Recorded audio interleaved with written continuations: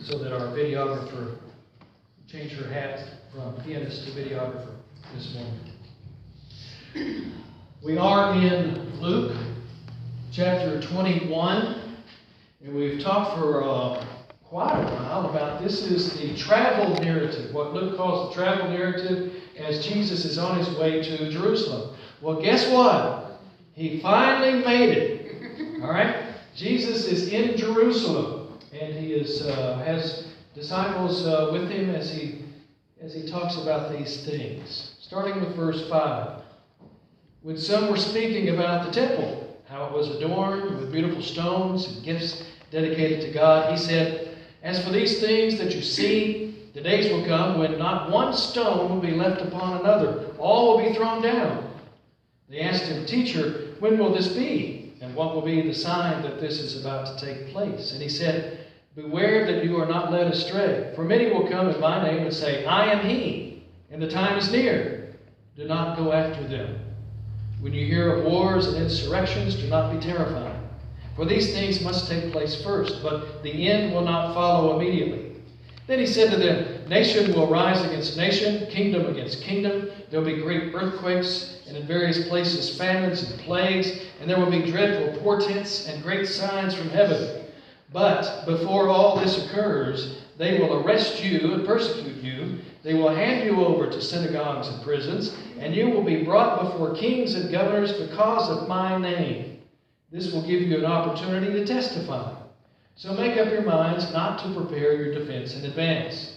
For I will give you words and a wisdom that none of your opponents will be able to withstand or contradict. You will be betrayed even by parents and brothers, by relatives and friends, and they will put some of you to death. You will be hated by all because of my name, but not a hair of your head will perish. By your endurance you will gain your souls." This is the word of God for the people of God. Thanks be to God. Father, we ask for your strength and your guidance this morning. We ask that you would place words in my mouth which would be pleasing to you, that you would sit beside us where we are so that we might receive the message you have intended for each of us. In Jesus' name. Amen. In our second full-time appointment, we were appointed to Huntsville and Presley Chapel, Arkansas. Huntsville, Arkansas is in northwest Arkansas. Parsonage was very nice, located about 5 miles out of town, about an acre of land, had 2 vacant lots on one side and houses on the other side. And one day, that first year we were there, just a couple of months after we'd been there, this was in the latter part of August that summer, I had a particularly long day, and I was in the bedroom changing clothes. And Dawn was across the house in the guest room doing whatever she does over there. And that's when I heard the most terrifying, blood-curdling scream that I've ever heard in my entire life, coming from where she was. And then it started getting closer to me. And as she came running into the bedroom, screaming and hollering, I was finally able to figure out what she was saying. And she was screaming, "There's a snake in the house! There's a snake in the house! Do something! There's a snake in the house!" So there I am, standing in the closet in my underwear, and picturing a 6-foot rattler or a 20-foot Burmese python or a 8-foot boa constrictor. I don't know. So I grabbed the only deadly thing I have in the closet next to my dirty socks, and that would be a pair of boots. I don't know what I was going to do with it, but I had a pair of boots. That's all I had. And I go creeping across the house and get close to the guest room, and I peer around the corner ready for this dreaded snake encounter. And I'm looking in the guest room, and I don't see any snake. I said, I don't see him. She says, "He's right over there by the piano leg. He's right there." And sure enough, there he was. He was a little bitty ringneck snake about like this. And he was over there by the piano leg trying his darndest to get out of there. But listening to my wife scream, you would have thought it was the end of the world.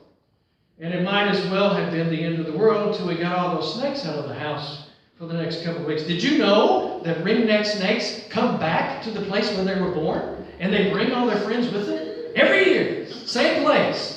So for about 3 weeks every year, we had ringneck snakes. We found 10. And I'm sure there were more that we didn't find. But every year they come back, so we never got used to them, but we know they were coming. It was almost the end of our stay at that appointment. Wasn't the end of the world by any stretch. It goes without saying that there is a lot of interest in knowing that, though. When the end of the world's going to come. And the end of our world in that house almost ended that week, I can tell you that. It's a funny thing, we as Christians live in the tension between Jesus telling his disciples to live in a constant state of preparedness and the realization that over 2,000 years have come and gone and we're still here. In our own time, there have been those who have predicted that the end was near because of one reason or another. Earthquakes, tsunamis, devastating hurricanes, snakes in the house. Anyone remember Harold Camping? You remember the name Harold Camping? He founded a religious group called Family Radio. He predicted the end of the world would happen on Saturday, May 21st, 2011. Of course, Saturday, May 21st, 2011 came and went, but Mr. Camping said his math was off a little bit, so he moved it to October 21st, 2011. And here, we're still here. Do you remember the movie 2012 with Nicolas Cage? It suggested the end of the world would happen on December 21st, 2012, as the result of several cataclysmic events. Folks thought 2012 was the year because that's when the Mayan calendar ended. Remember the talk of the Mayan calendar back then? Turns out probably the Mayans just ran out of papyrus and couldn't do another calendar. Predictions of the future come and go. You just can't rely on them. It's kind of like the new paratrooper on his first parachute jump. His instructor tells him that when the plane gets to 15,000 feet, a green light's going to come on, and he has to jump out of the plane, count to 10, pull his ripcord, and his chute will open. If by chance it doesn't open, the instructor tells him to fluff out his emergency parachute, and he'll float to the ground. There'll be a truck down there to take him back to the base. So the plane reaches 15,000 feet, the green light comes on, the new recruit jumps out of the plane, counts to 10, pulls his ripcord, nothing happens. So he reaches around and he unfluffs his parachute, his emergency parachute, and he fluffs it out and he goes floating off into the breeze unattached. And as he's falling to the ground at 120 miles an hour, he says to himself, I'll bet that doggone truck is not going to be there either. There's nothing new in people claiming to know the future. Even in the world in which Jesus lived, there were certain events that seemed to foretell the end of the world. And just such an event was the destruction of Solomon's temple in Jerusalem in 70 A.D. That's where Jesus and the disciples are as we read the scripture this morning. To some people, that event signaled the time when the end was near. History tells us that on a clear day, you can see this temple in Jerusalem from miles and miles away. The reason it was so easy to see is that it was constructed of huge pieces of white marble, big as railroad cars. And when the sun struck it just right, it looked like a snow-covered mountain. Not unlike our own U.S. Capitol building, the temple was a visible reminder of stability and strength. And anyone who had ever seen it just knew that it was always going to be there. It was always going to be standing as a witness to the greatness of God. Our text today tells us that the disciples asked Jesus a very human question. If what Jesus tells them is true, namely that this temple itself is going to fall, when will this catastrophic event take place? This would surely signal the end of the world, wouldn't it? Or at least as they knew it. They wanted to know all about it. Would you want to know? Thought about this. I think I would. I'm not sure if I would or not. But to the disciples, it was inconceivable that the temple could be destroyed. Remember, these disciples are good Jews. And that temple meant as much to them as it did to everyone else. But it was destroyed, just as Jesus said it would be, by human hands, not by the hand of God. It was destroyed in 70 AD. 3 Roman legions were sent to besiege the defiant city of Jerusalem. That would be about 30,000 men, more or less. Tradition says Jerusalem finally fell on the same day it had been conquered more than 700 years earlier by the Babylonians. The city's walls were torn down, its buildings were burned, this magnificent marble and gold temple was obliterated. Jesus said there would be even more destruction. He said, nation will rise against nation, kingdom against kingdom. There'll be great earthquakes in various places, famines, plagues. There'll be dreadful portents and great signs from heaven.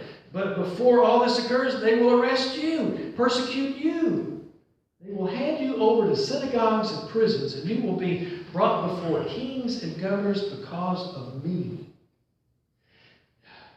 Sounds pretty bad, doesn't it? Here we are getting ready to celebrate Thanksgiving. Everyone's looking forward to an elaborate meal with the family, followed by a day of power shopping. The malls and the stores, they're all decked out for the Christmas season already. Radio stations have already started playing Christmas songs. We're talking about gloom, doom, and destruction. Snakes in the house. Don't you think we need some good news? I think we need some good news. There will be some good news, but just not right now. Jesus tells the disciples about all these terrible things to make an important point. That life ain't always easy. That living faithfully under God is often difficult and unpopular. That somewhere at the end of time there will be judgment and accountability.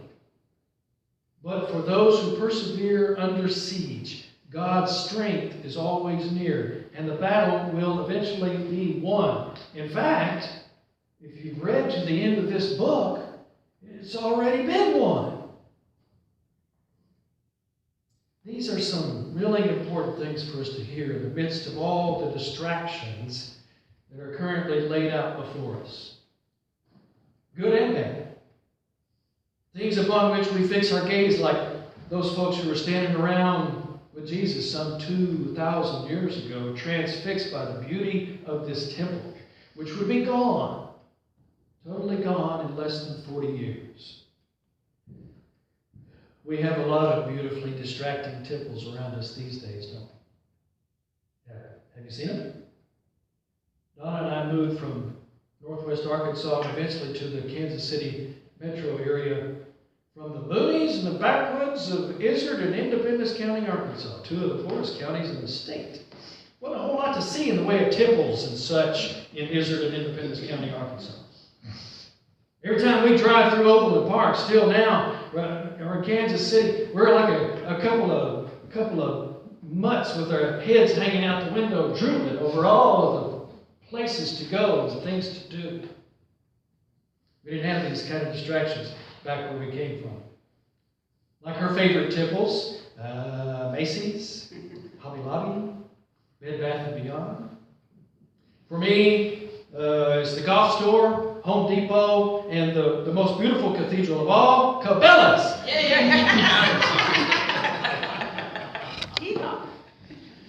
These are temples. Temples of the consumer marketplace, and they scream to us day and night to gaze upon their beauty. Buy this, look at that, hurry up and get your name on the list for this year's hot toys so your kids won't be disappointed on Christmas morning. Get in line early on Black Friday so you can get a deal on the latest must-have electronic gadget. Buy her a diamond because diamonds are forever. He went to Jared's, you know. Gaze upon the beauty of the temple so you won't have to deal with the frightening nature of the real world we actually live in. Let's stimulate the economy while we take our minds off our collective troubles. Gaze upon the beauty of the temple. Watch as all our worldly troubles melt away, as do our collective bank accounts. But Jesus urges a different type of coping mechanism.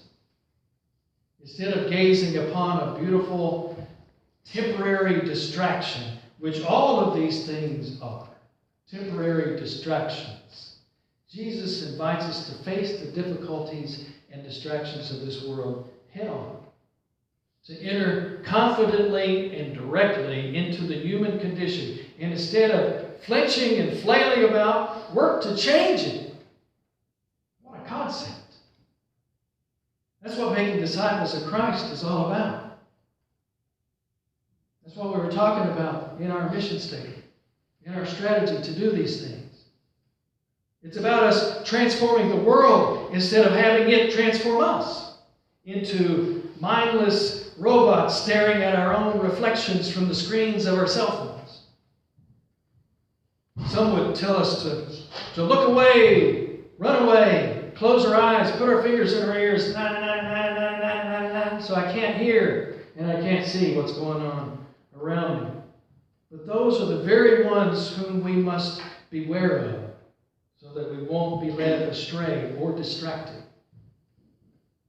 The way of life for followers of Jesus, for disciples of Christ, is not to avoid pain or distraction if it comes, but to walk straight into it and through it if necessary. Jesus said, if necessary, I'll lead you through the valley of the shadow. We're not going around it. We're not going under it. We're not going over it. We're going right straight through it. But I'm going to be there with you, to guide you, to help you every step of the way. Because for the Christian, like it or not, our way is the way of the cross. That's why it's there. Nobody, least of all Jesus, said it was all going to be a bed of roses. There will be some pitfalls. There will be temptations along the way too. We live in a very confusing and it seems at times a broken world, getting closer and closer to us all the time. We live in a world where there is suffering, there is pain, there is sorrow, there is snakes in the house.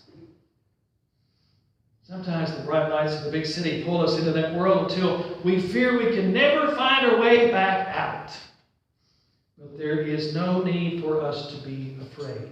Because, once again, as we mentioned earlier, Jesus utters those words he used more often than any other. Don't be afraid. Don't be terrified. Christian, you have nothing to fear about this world or the next. Christian, you have nothing to fear about this time or the end of time. Christian, Jesus says, I will never leave you. I will never forsake you. Because I have overcome the world. What do you have to fear? That's all the strength we ultimately need. In the meantime, we can demonstrate our faith and faithfulness by doing whatever it is God's calling us to do. In other words, live our lives unafraid. Henry David Thoreau wrote, I have met with but one or two persons in the course of my life who understood the art of walking. That is, of taking walks. Who had a genius, so to speak, for sauntering. Thoreau wrote these words because he was concerned more than a century ago that we as Americans are so busy gazing at the beautiful temples that we have built for ourselves, figuring out how to make a living, and then fearing death, that we didn't know how to enjoy life. As we live out our days with Christ and His eternity, here's an idea for us. Why not spend every day trying to experience in some way the joy of living? Instead of simply tolerating our lives and each other, let's ask ourselves, how is it with sauntering? With the joy of living in this time, in this place, right now? Maybe we need to slow down, to saunter just a bit, especially as we head into this hectic season. Even though we may be afraid and we may not believe that we are strong enough to change the world, Jesus says that we don't need to be frightened, because even though there be snakes in the house, God is with us. Jesus tells us that not a hair on our heads will perish. By our endurance, we will gain something more satisfying and more meaningful and more real in our lives than any Christmas bauble, trinket, or gadget can ever bring us. We will gain our very souls. What could possibly be more beautiful or valuable than that? Thanks be to God. Let's pray.